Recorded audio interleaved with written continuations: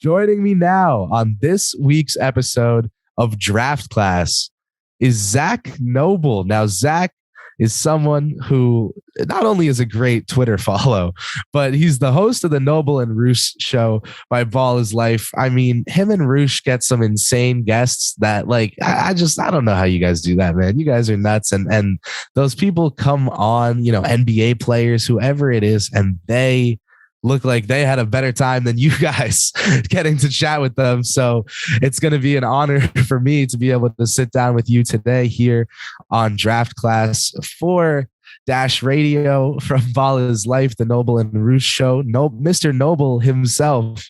Zak, how you doing, man? Welcome to Draft Class. Doing awesome, Kris. Glad we finally made this work. And honestly, I feel like I'm one of the bigger Knicks believers out there. To do or die. I've been a rider for the last few years, and I'm still not giving up on Julius Randle just yet. But happy to get a break from my children and be out for a quick chat. Sounds good, man. You know me with Randle. I always think he has had his role in things playing out how they have, but so has the team. I think that, it's helpful to look at everything and not just blame him. I feel like it's unproductive to think that removing him will just magically solve all of our issues. So yeah, Julius believers are not even full believers at this point, just believers that he's not evil. Right. Yeah, he's not a zero. I'm definitely in that group. Zak, I gotta say, for Knicks fans that think they recognize the name, but maybe don't know the face, this is the guy who got lit up for saying he'd take RJ Barrett over Jalen Green going forward. This is the man who took a whole day's worth of shots for us. So thank you for that. Yeah, Twitter came after you crazy for that take, but I kind of want to start right there using that as our little trampoline jumping pad, because I've started every episode of Draft Class. I have on not to generalize your greatness, but I just to add you to an illustrious group. I have what I like to think is a very special guest on every week to talk about the Knicks draft. And I always like to start with what I call an autopsy, of our current situation. How are you feeling about this Knicks young core? We could start out with Mr. RJB. And even then, if you want to add a B question, because I'm famous for never having one straightforward question and always getting a million thoughts out at once. What do you think about, your friend, Mr. Tips from Minnesota and what he's done with this young core, how he's affected their perception? So both sides of the coin, just how you feel about these kids? Man, you throwing both of them out there, you're really making things complicated. So the first one itself, is loaded. The young core. Yes, I was higher on Obi Toppin than just about any. He was in my top 5-ish. I thought he even had a higher ceiling than that, and didn't shock me where it fall into the Knicks or anything like that. I was lower on Quickly, Robinson before. I was higher on Grimes. Reddish, I was still believing when they picked him up. And then RJ Barrett, I'm as high as anyone on RJ Barrett, and I've been from the beginning. I had him number 2 before the draft.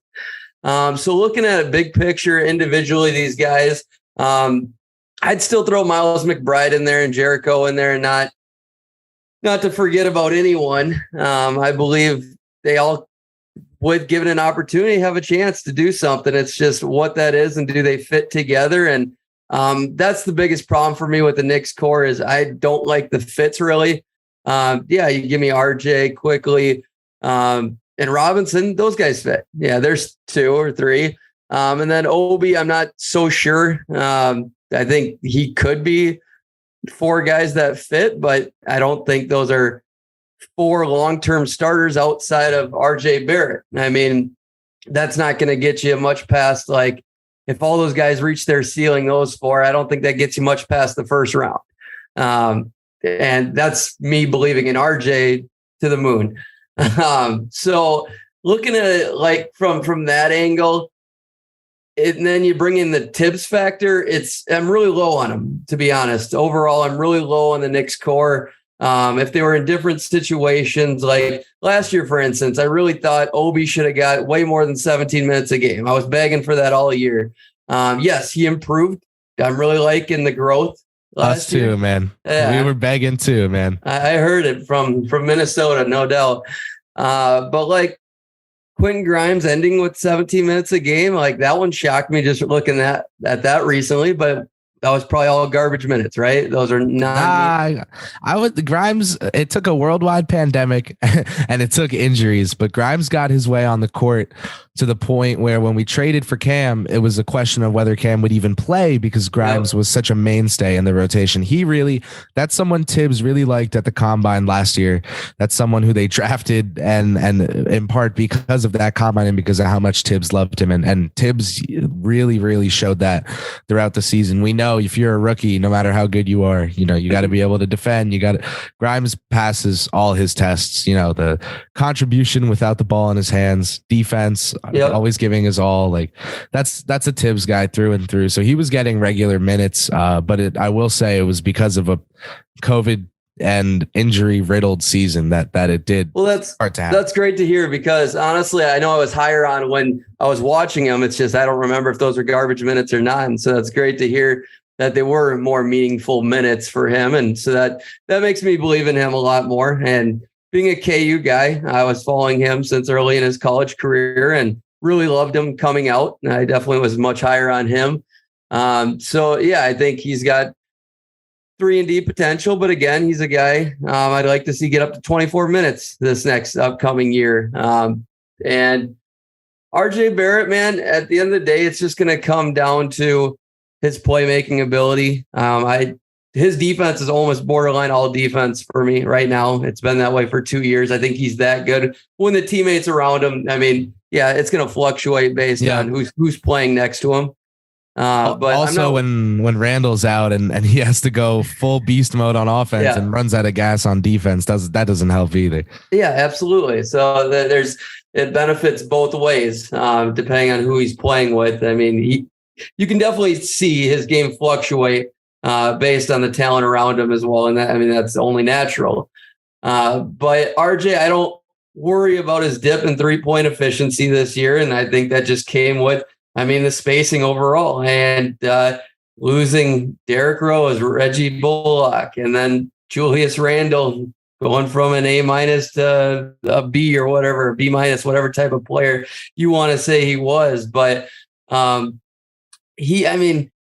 year before Julius Randle in the regular season, I would argue he was borderline top 10 guy in the league. Yeah. Top 10 he got all NBA second team that year. I know. And so a literal, representative of that. Like that was an amazing believer season. Though. I'm not a firm believer just because you make all NBA doesn't mean you're the top player. Yeah, of course. It's about the single season. Yeah. Yes. And so I'm with you, and that's part of the argument, no doubt. But at the end of the day, these guys are only going to reach their potential if Tibbs plays them. And as soon as Rose gets back, he's going to take away a bunch of their minutes. And he kind of gave me an FU quickly triple-double at the end of the year. That was kind of nice. I like being wrong on young guys. That's my favorite part of the NBA is watching guys develop and their growth throughout their careers. So, at the end of the day, minutes. They just need minutes. And there's some fits here, but I need to see real two-way fits. And that's what I'd like to see drafting at 11 again. Yeah, man. I think IQ and Obi have a synergy that's like palpable. That's my favorite fit is those two. But like RJ plays really well in between them, I think. And it's just a matter of how often did those guys get to share the court, right? Which we know wasn't a whole lot.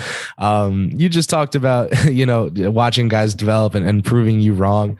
Quickly, man, that triple-double. I think if you look at his season stats, his shooting numbers don't really match the caliber of shooter we know him to be. I think you could argue he had a down shooting year and it wouldn't be crazy. We watched him struggle through finding a balance between scoring for myself, the teams, getting the team points that I can guarantee, and playmaking for others and trusting my teammates. He can do both of them, but he had to go into a play and pick one. And when he picked the wrong one, he really, really struggled, Yeah. As the season unraveled and he finally, we played a game against the Lakers that went to overtime. He got 9 minutes. Like things like that happened. And the season went on. And finally he played more and got that longer leash. And we saw him kind of get that role that he gets in summer league, which is primary guard. Yeah. The lead decision maker on the court. And he struggled through the lumps, and all of a sudden, boom, this guy's averaging 16.5. Was it 16.4 and 5.5, something like that over his last 20, 25 games? It was just like, oh, hey, those are numbers that show that he's both able to score the ball consistently and also find his teammates. It's just like, whoa, this is good basketball. This is good. Yep. He's figuring this out. There is an ostensible growth in his control over the pill and out there and what he's able to do, sharing it, shooting it. We know he can shoot the hell out of the ball. Again, talk about the combine and how much the Knicks care about it. Go back to his year, go back to the shooting drills and look at his name at the top of all those lists on those shooting drills.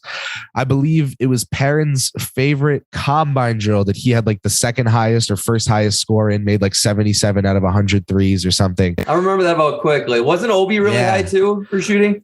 Catch and shoot. Obi was doing good. And then this year he just looked like the first half of the year, like he had never shot a ball before. Like every time he was shooting, he was like, all right, so wait, I've got to keep my arms straight. And then this one goes on the side. And then, at the second half of the year, he kind of switched up that release a little. You see the release focus on the release point being consistent. And all of a sudden he's making 2-3 threes a game over his games as a starter. Obi averaged 24. Oh man, I believe it was 24, 7 and 3 or 21, 7 and 3 on 50% shooting or more as a starter. How many games? 10. 10 games as a starter. He averaged it was like 20. I'll say 21, 7 and 3 on like over 50% shooting. Like that's just like, hey, that sounds like what people expected out of Obi Toppin if he was fed the ball early in his career, like a guy that could produce regardless of the defense. What I feel like these Knicks young guys all they're all in their own way working on getting to living up to those expectations, quickly surpassing them. Even, we drafted him and the favorite phrase is like 6-man type, Lou Will type, and now he averaged 5-6 assists over a really long stretch to end the year as a lead guard. It's like, hey, okay, even if he's not a fantastic lead guard, maybe there's a lead guard in there. Just maybe, and I don't think the Knicks are good enough to justify not checking in that mystery box. I don't think we're good enough for this season to justify Alec Burks starting at point guard all those games. Yeah. So I totally get your point about Tibbs and actually having to play these kids, because we just spent this whole year really frustrated at him for not doing so. I love the point you made about quickly though. It's just trying to do too much. I mean, focus on one thing and being able to be put in a position to focus growing on one thing every year and adding to that. Like, I mean, he proved he could shoot the lights out of the ball year one. Sure. Stick with that. Get those same looks. Now maybe add a little playmaking in there. Try being a lead ball handler a little more. Do a little more that way. But don't try to go out and get a bunch of triple doubles and do like KPJ this year is a great example in my estimation. Is he tried to do too much in Houston this year and it looked terrible. It didn't work out very well. But he showed so many glimpses. I mean, the glimpses are there. It's just focus on one thing, get great at that thing. And that's kind of the way stars are developing these days. Yeah, and Tibbs, I bet you can agree, like tends to do that, tends to incrementally add responsibility. But when you have Kemba and D Rose as your 2 point guards and they both go down, one with washeditis and the other with actual, an actual surgery. It's like he kind of got thrust into that position, and good for him, because again, we're not good enough to justify, I could say a name that would be pretty incendiary here, like the days of starting Ramon Sessions over Frank Ntilikina, because it didn't matter what Ntilikina was. It was about actually taking the time to see what he was, as opposed to just assuming we weren't good enough enough to justify that, right? I love Jarrett Jack. Jarrett Jack was a joy. I don't know why he started every game. It's just like, all right, so the Knicks falling into those tendencies is always going to be frustrating. It does seem, though, just from the sheer quantity of young guys on their roster and from the ways in which Leon Rose talks about these young guys, that the front office has them as the center of attention, that the front office knows the kids are what matter here. That they just also know they have a coach. Do you think that's recent, though? Because if it's not recent, then I think you can blame more the front office than Tibbs. But I think they came in looking to build a strong young core in New York. They know stars are joining teams that have the infrastructure ready. Stars are joining teams that have the infrastructure ready to be good.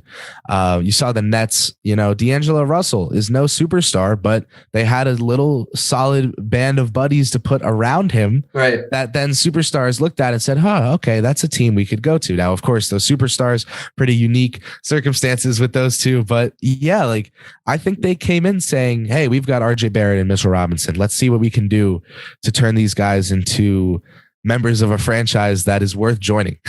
Right? So is that the transition here? We're trying to figure out a D'Angelo Russell deal for you?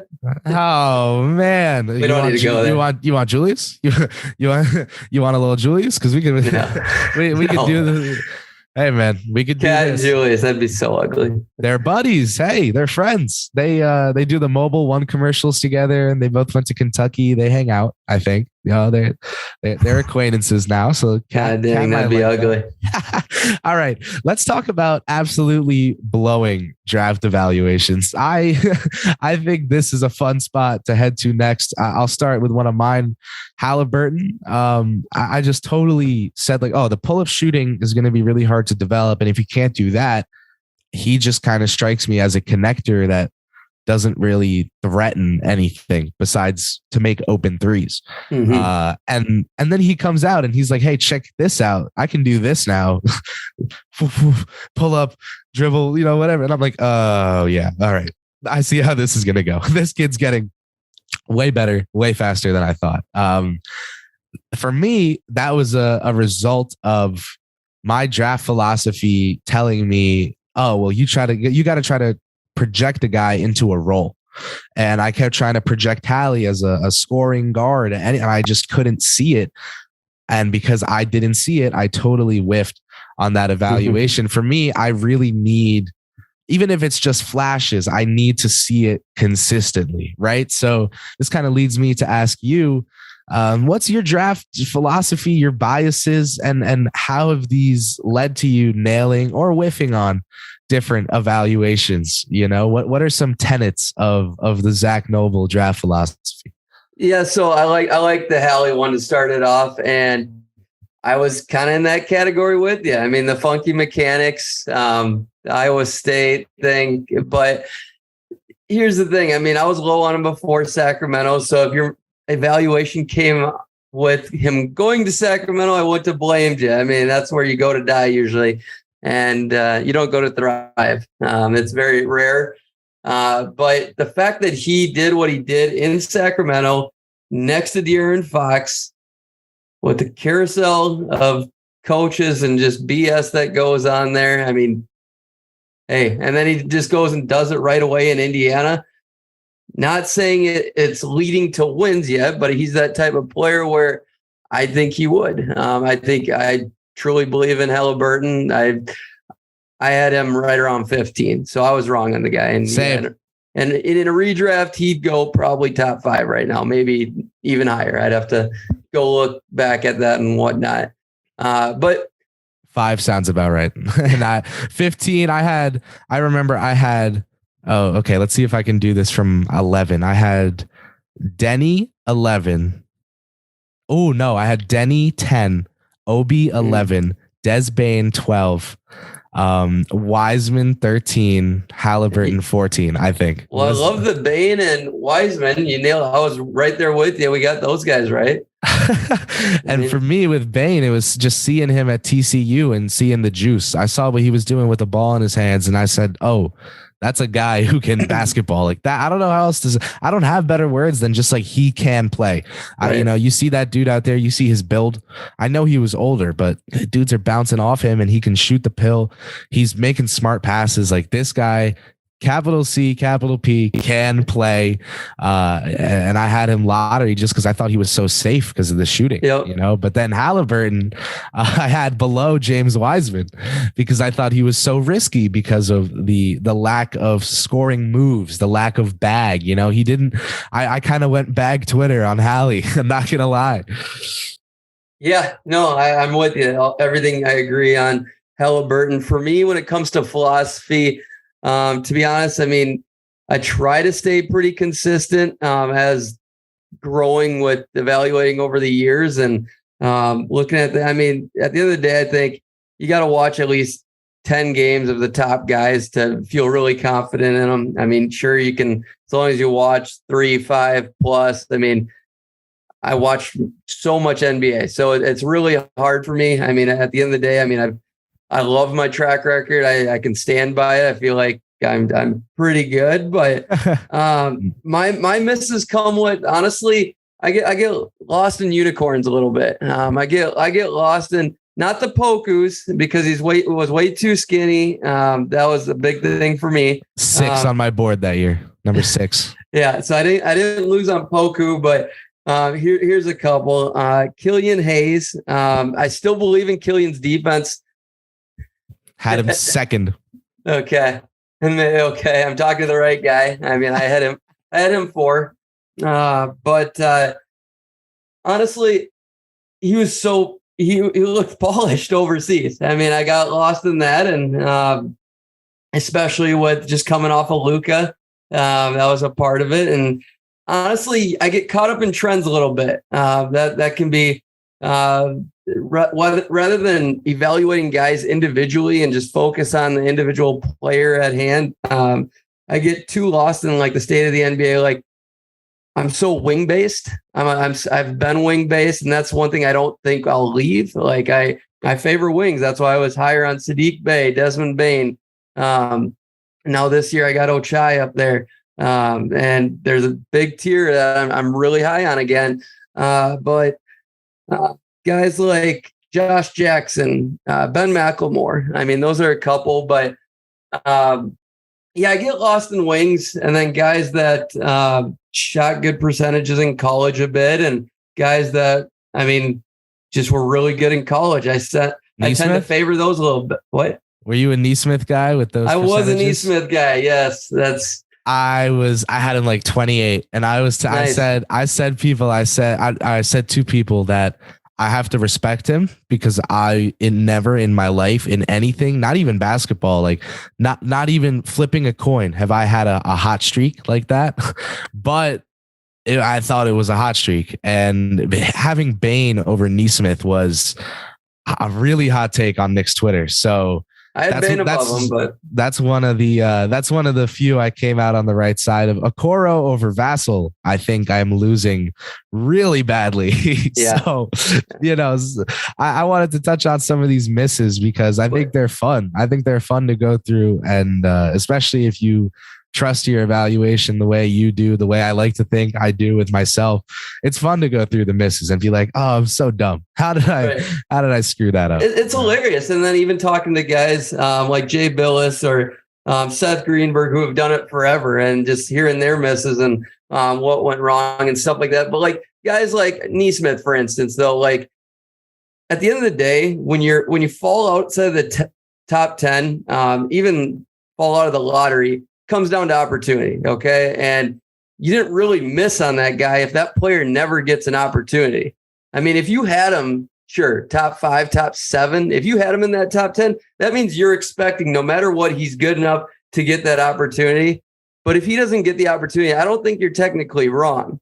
But that's just me trying to cover my ass a little bit too. But yeah, I'll admit when I'm wrong. I mean, Killian Hayes, Mario Hezonja.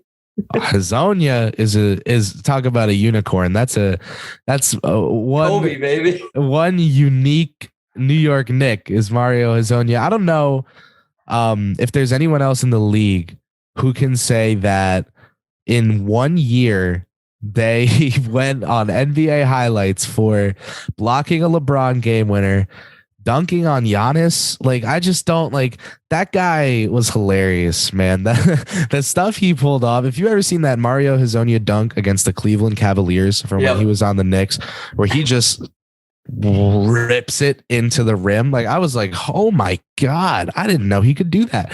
Anyway, that's a Scott Perry. I mean, that's a Scott Perry guy. No, that's a great who's still around. Hezonja, man, he was the 5th pick. He only got 17 minutes year 1, 14 year 2, and he put up pretty good numbers in 14 minutes in year 1 for a pretty bad Orlando Magic team. It's like that was just weird to me. Like, I thought he could have stuck around, and I thought he showed plenty of signs on a team but that's what happens when you have like a Scott Skiles or a Tom Thibodeau, that type of framework of a coach. They're all the same. Yeah, man. Tibbs. I chalk it up to funny, but like, I'm like, it's funny, because we deal with it so much, but man, so many frustrations with Tibbs this year, and I still love him. I still love the guy. You ask me what I think about Tom Thibodeau, first words out of my mouth, oh, that asshole, I love him. Like, he's great. He's Tibbs. All right, I gotta ask you. Last week you had Mr. I can say that Jeremy Cohen's NBA twin Kevin Huerter, got interviewed by you. One of many NBA guys you've gotten to talk to for your show, and obviously, talking to them on the show, chats before and after recording, you hear a tidbit here or there. Has your perspective, as it's been shifted, has your draft philosophy changed as a result of that added perspective? Is there anything you look for in guys now that players have mentioned to you? Is there any little tidbits from players on evaluating even? What have you learned or changed about how you watch amateur players after getting to really talk to pros the way you have? Yeah, so I love that question. And I mean, Colin Sexton is the first one that comes to mind. Had him on after his rookie year, going into the year 2. But we had a couple of guys pre-draft last year. I mean, Trey Murphy was one of the bigger ones. God, I'm blanking on who the other one. I mean, we've had 65, 70 plus current players on now, but crazy. It's been a good run. Mentality, man. It's everything to me. And it's such a hard thing to evaluate. I'm weird like that. People give me shit for it. But like, just talking to these guys, and that's why I like to interview rookies and prospects, and just to see if, yes, it's a business world we're living in. These guys have other things to do outside of basketball. A lot of them don't love the game, but they do love the game at the same time. There's a fine line. I like junkies, man. I really do. I like guys who live and breathe it. I mean, I don't judge you if you do other things, because you can be great and do all these other things. Yes. But, can't get too caught up in it. But like, I'm a believer in dogs. Like, yeah, that's why I was believing in Julius. But this year, like, I went way down on him because I thought he was a mental midget this year, man. I thought he shrunk, and he just got rattled way too easily. And that's where RJ, I just think he's so even keel, but yet he's just got a lion inside of him, just interrupt at any time. And I don't think he sits there and bitches at refs all day. And I think he's one of the few guys in the league that are really good like that. I mean, I think the Knicks got a couple of those good young guys. IQ. Yeah. IQ, if you don't know, Kentucky coaches, I love telling this story here on Draft Class. Kentucky coaches had to lock IQ out of the gym overnight because they would go at like 3 a.m. and find him working out and not. Oh, that's awesome. So like that kid, I cannot say enough. Like, he reads his Bible and stays in instead of going out. He works out and watches film instead of going out. Like, he's nuts. And I love my crazies. Tibbs, for all his faults, man, he's nuts. And I love him for that. I love anyone who's crazy. Tibbs would love the guy a lot more, but he does. He probably does. He probably does. That giving quick initiation reps makes him want to have a stroke. I think that's what I think is the issue. I think he loves having Quick on the floor. I mean, just by the numbers, Quick makes the team better on both ends of the court when he's on the court. Like he's 6'3" with a 6'9" wingspan. I think his defense goes under the radar. He's got active hands. He's smart. And he knows where the ball is going to be, where guys are going. And again, talk about having that dog in him, slider up to 99. That's what I like about him. Quick he's a sicko, man. Like he is a sicko. He is addicted to getting better at basketball. And I don't know if it makes sense to me that if someone who used to represent players ran a basketball team, that they would be looking to fill their roster with those kind of guys. So it makes sense. But on that topic of the kind of guys teams are looking to fill their rosters with, I'm going to very, very shamelessly transition here and ask you, let's start with where the Knicks are. They've got 11, and then they've got that second round pick in the 40s. I believe that they are like the most likely team in the league probably now to move around, just because of how these drafts have gone since the Rose regime, came in, and they've traded up or back or anything for whoever, right? If they stay at 11, let's start there. Who's someone you really like for New York at 11? Who's someone that you think they add to this young core and they could be just really proud about how that draft night went with that 11th pick? So my number 11 on my board right now, I don't like it, but I'll just tell you it's Ty Washington. I definitely wouldn't want him going there. I mean, I do think they still need a point guard. I mean, they don't have one. I mean, unless IQ is for sure the guy, and Tibbs hasn't shown me that he's for sure their guy. So I know you believe in him wholeheartedly. I mean, it sounds like he's your one, but I wouldn't draft him in that case, nor do I think he's the best pick there for New York. My guy, the dream for me, thing is my 5, I think could fall all the way to 11. And I think 5 through, 17 on my board would be in play for New York at 11. And I want defense. I want defense there. I want high upside. Lottery ticket. Take a swing. I love it. Yeah. But I'm always an upside guy. And that's another one of my philosophies. Like unless it's like in the 20s, then I want a higher floor usually. I mean, because the upside guys are usually gone by that point. But so number 5 would be Benedict Mathurin. Don't think he's going to be around by then. The dream would be AJ Griffin falling. Oh, that's my language. I was going to say Ben Mathurin. Ben Mathurin is a big Knick fan favorite, but I am team AJ all the way. I think the athleticism is back, and I think he's just scared of it. I'm not worried about him regaining it. I think it's there, and I think he's going to get comfortable with it. I'm a huge AJG guy. Man. Like, even if he doesn't, play like a scared Paul George. I mean, play like Jimmy Butler with a shot and minus the athleticism. Like, I think he's still going to be a great defender, athleticism or not. I mean, attacking or not. I think he's got such a good stroke, and I think he's to it. Like, at worst, if he gets his reps, I see OG Anunoby, man. I think he's that type of player. I'm that high on AJ Griffin.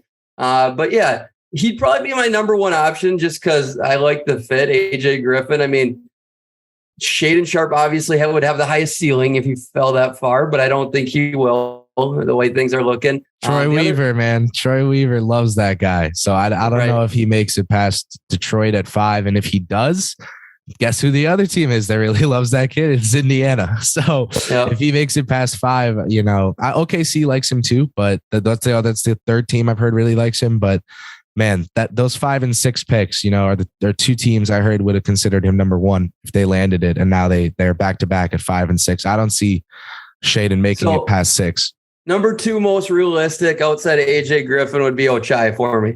I'd love Ochai at 11. Fascinating. I need to hear about this. This is kind of like the opposite of your upside thing, I feel like. No, that's the thing. People just think I'm crazy about. I think Ochai's got borderline all-star potential. Wow. Okay. But let's hear about it. at the end of the day, though, it just comes like at a minimum, he's coming into the league. He's going to get minutes because he's going to be a lockdown 3-and-D guy. I don't see his shot not falling. I think he's just too polished. I mean, I truly think, AJ Griffin might look closer and stylistically look closer to Desmond Bane, but I think preparation wise and mindset wise, I think Ochai is the Desmond Bane of this draft. I know that sounds cliche and whatnot, but okay. That's kind of how I look at it. And Desmond became Desmond Bane because of the situation he was in too, and I think Ochai in New York would have that similar type of situation. But at the end of the day, his ceiling is going to depend on his playmaking ability. And if you believe in that or not, I don't care. I understand either way, but that's where it's really up for question. Like, yeah, I think he can get up to 4 to 7 rebounds a game. I think he can be that guy. But I mean, look at what Andrew Wiggins is doing right now as the number 1 pick. Like, if Ochai gets an opportunity, he can do exactly what Andrew Wiggins is doing in Golden State. Yeah. I feel you, man. So just good player, someone who just contributes. Borderline all-star, and that's what Wiggins is right now. He's not an all-star starter. He's a borderline.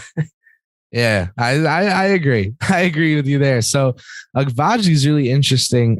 He's someone who gets brought up as the guy that's like, oh, well, just how far will he fall before a team decides they want 3-and-D?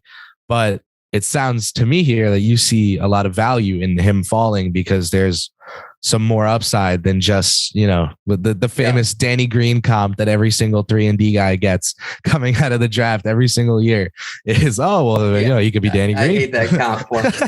Yeah, that's so dumb. Anyone can be a 48% 3-point shooter in the finals, right? Yes. He's so much more athletic though. I mean, the dude, I think at the combine, he was in the top 3 guys for vertical and overall athleticism. Yeah, I mean, a lot of people like Jeremy Sohan way better. I love Sohan because I'm a sucker for those defensive passers. That's why I'm a sucker. Like Draymond Green, man. I'm a sucker, So I think he'd be a fine pick there too. I'm not a huge believer in his offensive ability, and that's I think the Knicks still. I mean, I have Ochai over him. I mean, not by much. I mean, but I do. I feel you, man. For ceiling. That's because I think Ochai's ceiling's higher. Yeah, Jeremy's floor might be higher on the NBA level. That defense comes along, and I've talked to Schwinn about this from Knicks Twitter about how he's always skeptical of guys who's, like sell is they can defend 1 to 5 because it's rarely true at the NBA level. Yeah. But Sohan to me seems like 1.5 to 5, like just not small guards. I feel like that's a realistic ask of him. So maybe if you can only defend 1.5 to 5, that's still not too bad. Make up a position a bit, but you get that.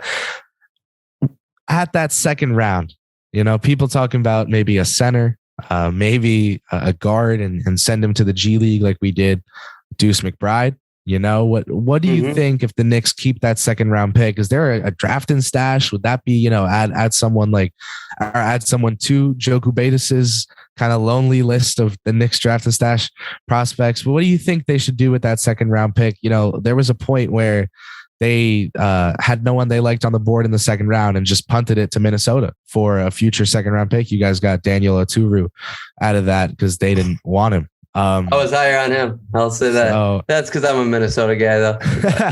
So what do you think about that second round pick for the Knicks and how they should go about handling that?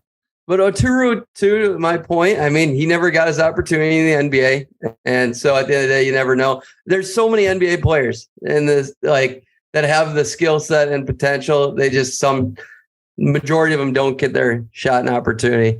And he was really good in college.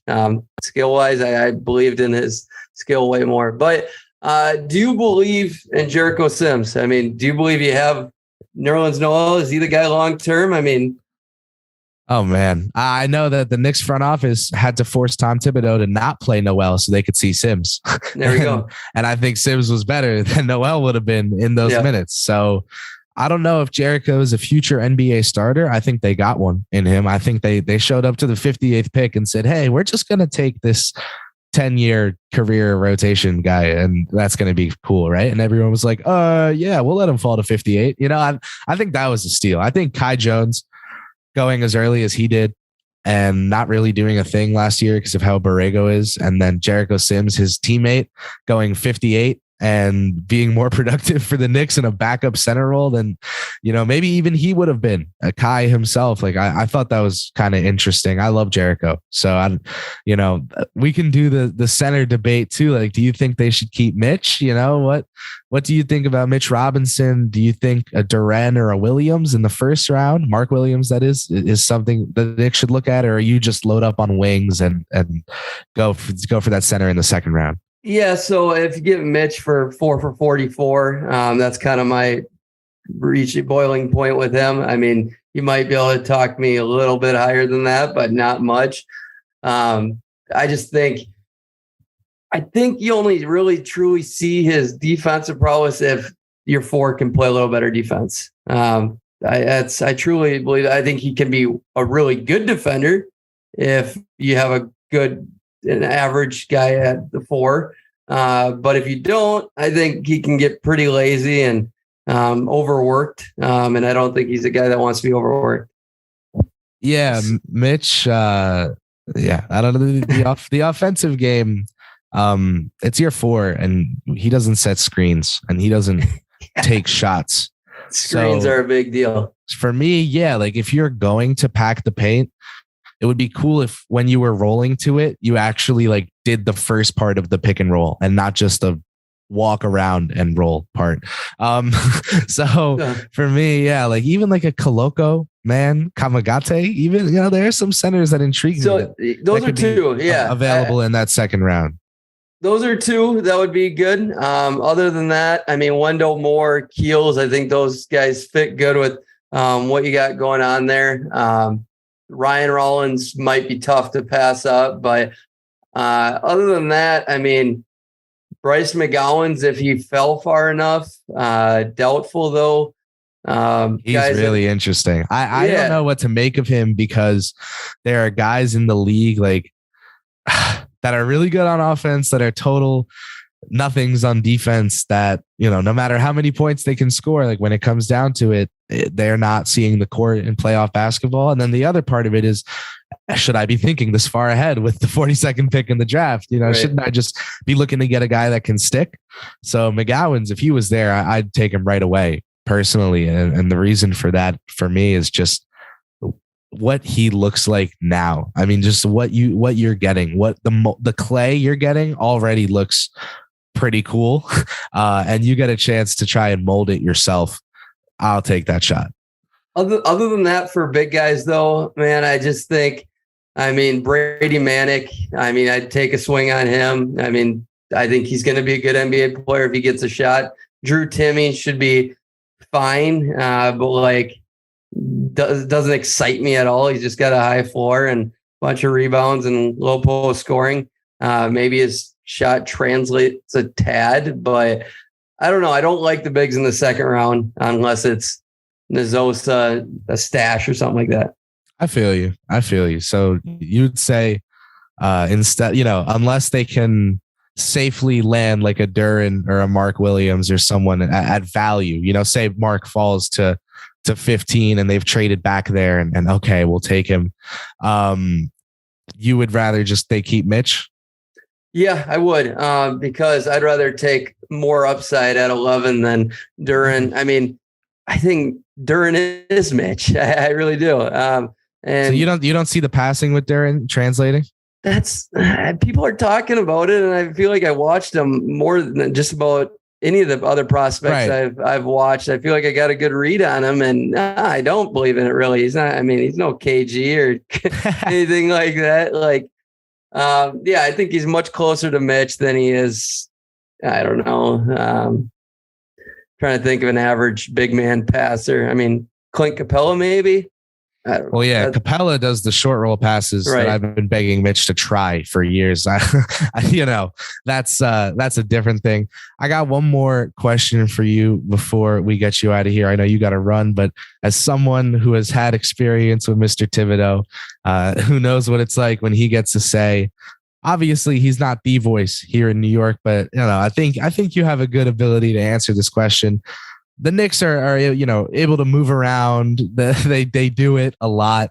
Regardless of whether the guy is in range at 11, if it would be a trade up, a trade back, give me a name that this guy is signing his rookie deal with the New York Knicks, and you're not surprised at all that they did what it took to acquire this player, whether it was trading back, again, trading up. One guy that you think is going to be a New York Knick.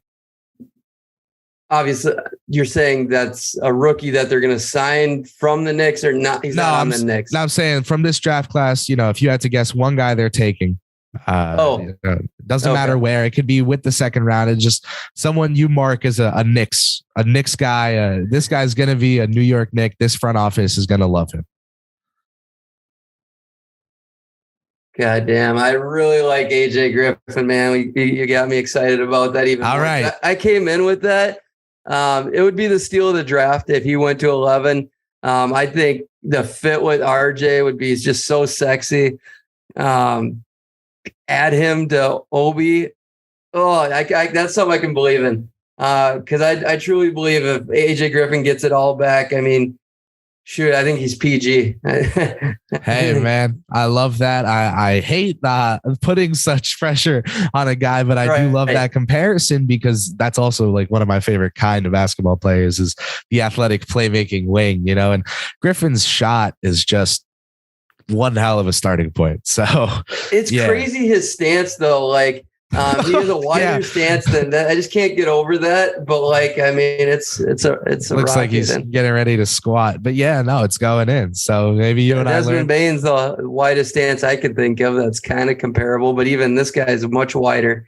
But then when he gets into the mid range, it tightens up, which is odd to me. But regardless, we not to use him as an example as a standard of any kind, but I think Steph's legs have landed differently every time he's shot in his career. So real quick, do you think Ty is a Knicks guy? I mean, Kentucky, I got to say no. And the reason for that is similar to what you said, with what they've got, with how they've been investing in what they've got, giving IQ those primary roles. I think they really like what they have in Quickly. I know they love what they have in Barrett and Toppin, and I love having those guys in the building.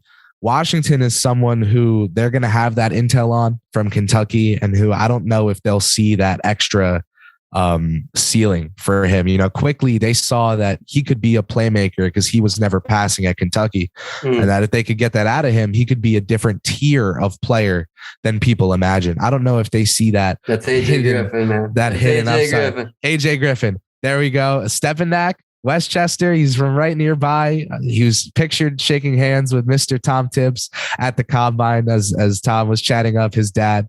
So I'm right with you, hoping AJ Griffin's a Knick. Zach, before I officially let you go ahead and plug whatever you'd like to your heart's content.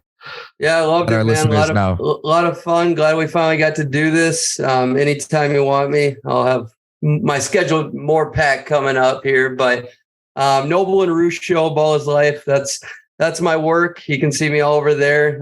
We just recorded a show with Kevin Herter. It'll be out early next week. A little bit of delay. Baby's happening in this house. Things getting crazy. But Zak Noble on Twitter, that's where you see me. And then all over Ball is Life. So 65 plus current players.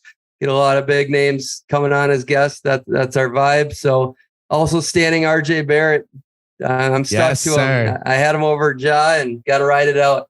Hey,